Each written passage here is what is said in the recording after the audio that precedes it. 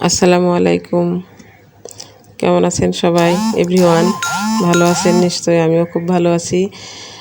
বাপের বাড়িতে যাই 2 দিন থাকলাম, থেকে আর থাকা হলো না। বাড়িতে যেতে হবে, হাঁস মুরগি আছে, আবার কাজ কাম আছে, সব কিছু ফেলা থুয়ে আসছি। ঈদে বাপের বাড়িতে আসলাম। এখন তো বাড়ি যাওয়ার সময়, তাই যে রোদ আর গরম, তারপরেও আমি খায়াটা বের হয়ে গেছি দুপুরের টাইমেই। দুপুর 2:30 বাজে বের হয়েছি, যাতে তাড়াতাড়ি বাড়িতে যেতে পারি। বিকেলে যাই আবার রান্না করতে হবে বাড়িতে, কারণ আপনাদের ভাইয়া আবার বাড়িতে চলে গেছে। ও একদিন থাকে, কারণ অসুস্থ তো, ওর ওষুধ খাইতে হয়। বলল যে আমি বাইরে কোথাও থাকবো না।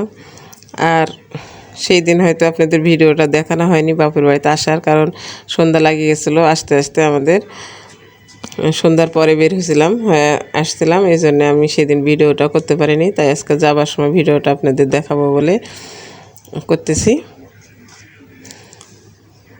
তো অনেকক্ষণ ধরে দাঁড়া থাকলাম, গাড়ি পাই না, তাও একটা গাড়ি পাইলাম বাড়ির কাছেই। তো গাড়িতে উঠে গেলাম। এখন আসতেছি। দেখেন আমার বাপের বাড়ির থেকে আসার সময় রাস্তায় কি দেখা যায়, এটাও ভিডিও করলাম। আমাদের গ্রাম এলাকায় ভ্যানেই আমরা আসা যাওয়া করি। এই যে চার্জার ভ্যান, এই ভ্যানেই চলে আসলাম। এই যে একটা ব্রিজ, হাতের সামনে ব্রিজ, একটা ব্রিজ পার হইতেছি। দেখেন কত সুন্দর একটা ব্রিজ, দুপারে বাউন্ডারি কালারিং করা।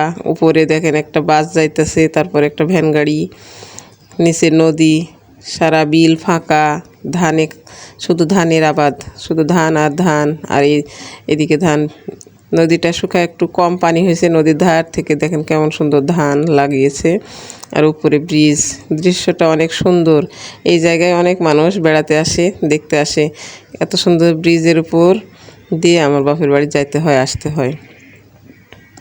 তাই ভাবলাম যে এটা তো আপনাদের সাথে শেয়ার করা হয়নি, বাপের বাড়িতে আসাই হয়নি 2-3 মাস ধরে। আসলে আমি যখন ভিডিও ছাড়তে লাগছি, তারপর থেকে বাপের বাড়িতে আসাই হয়নি। ভিডিও কলে কথা বলি, দেখা করি, ভিডিও কলে দেখা হয়। বাপ মায়ের সাথে আসা হয় না, কারণ অসুস্থ বাড়ির মানুষ থাকলে কোথাও যায় থাকা হয় না। 2-3 মাস পরে এসে 2 রাত থাকলাম, তাও 1 রাত থেকে খাইয়ে দেওয়া, ওরা সবাই মিলে চলে গেছে। আর আমি ছিলাম একটু থেকে, আমি আজকে যাইতেছি। দেখছেন চারিধারে এই যে পিচ ঢালা রাস্তা, আর দুই পাশে কত গাছগাছালি। রাস্তাটা কেমন ফাঁকা সুন্দর হয়ে আছে। মানে 2:30 বাজে বের হয়েছি, রাস্তায় ফাঁকা, 2-1টা করে গাড়ি আছে। আসতে ভালোই হলো, আর বাতাসটাও লাগতেছে ভালোভাবে। খুব আরামে আসলাম, যানজট নাই। ঈদের রাস্তা বলেও যানজট নাই, কারণ অনেক রোদের কারণে লোকজন দুপুর টাইমে বাড়ায়নি। কিন্তু আমার বাড়ি আবার অনেক দূর, চলে আসতে হবে। বাড়িতে আবার কাজকাম করতে হবে, রান্না বাড়ি আছে। এই জন্য আমি তাড়াহুড়া করে আগে ভাগে বের হয়েছি। একটা গাড়ি শুধু যাইতেছে, দেখেন আমাদের আগেই চলে গেল। কারণ অত জোরে, আমি গাড়িওয়ালাকে বলেছি অত জোরে গাড়ি চালানোর দরকার নেই, আস্তে ধীরে গাড়ি চালাবেন। রাস্তায় নেমে আমি কখনো তাড়াহুড়া করি না। সন্ধ্যা লাগুক আর বেলা যাই হোক না কেন, আমি রাস্তায় নেমে কখনো তাড়াহুড়া করি না। যে গাড়িওয়ালাকে বলি না যে জোরে চালান, আরও জোরে যাব, তাড়াতাড়ি যাবো, এরকম কিছুই করি না। সেই টাইম হাতে নিয়ে বের হই। টাইম নাই যাব না, কিন্তু টাইম নিয়েই তারপরে বের হব, এরকমটাই করি। তো বন্ধুরা, কেমন লাগলো আমার বাপের বাড়ি যাওয়ার রাস্তাঘাট? বাপের বাড়ি তো দেখাতে পারলাম না, চলে আসলাম। কিন্তু ওই বাপের বাড়ির থেকে বের হয়ে আসলাম, ওটাই আমার বাপের বাড়ি। রাস্তায় উঠে আসলাম, ওটাই আমার বাপের বাড়ি। আর এই রাস্তাগুলো দেখেন চারিদিকে কেমন সুন্দর। 2 ধারে কিন্তু ইটের ভাটা, দেখেন এই যে আবার ইটের ভাটা 2 ধারে। এটা আমার মার বাড়ির থেকে মনে করেন 1 কিলোমিটার দূরে, তার চেয়েও কমই হবে।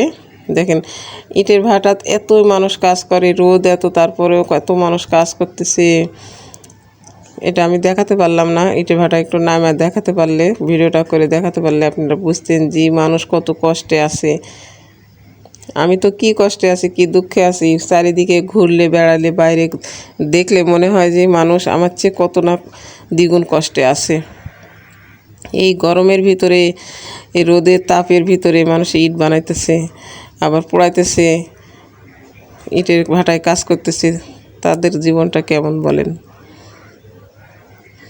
এভাবে দেখতে দেখতে চলে আসতেছি। সারা রাস্তা তো আর দেখানো যাবে না, তাহলে তো দিন আর রাত পুরাটা শেষ হয়ে যাবে।